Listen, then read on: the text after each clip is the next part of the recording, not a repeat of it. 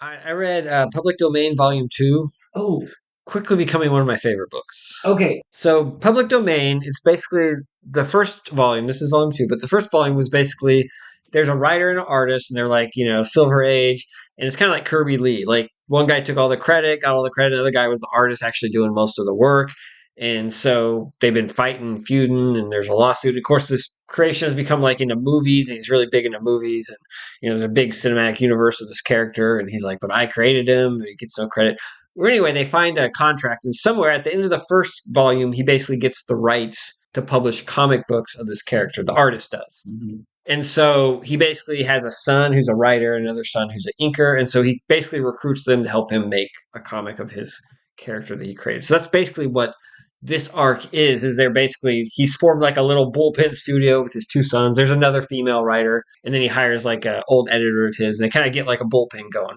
They actually interview like a colorist and a letterer to like get them in there too. And Is this like a full slice of life thing going on, or is there any type of like supernatural? no, it's totally slice of life. It's totally slice. So anyway, so they got the bullpen going. They're getting the colorist letter, and then they're trying to get an ash can out to go to like Comic-Con to like debut at Comic-Con, because it turns out that the writer guy who's still with like the corporation, they're like, well, because it turns out that they want to create like their character, but they want to create like 2 3 versions of it, like a female version and like another version, you know, and to like broaden the appeal, right?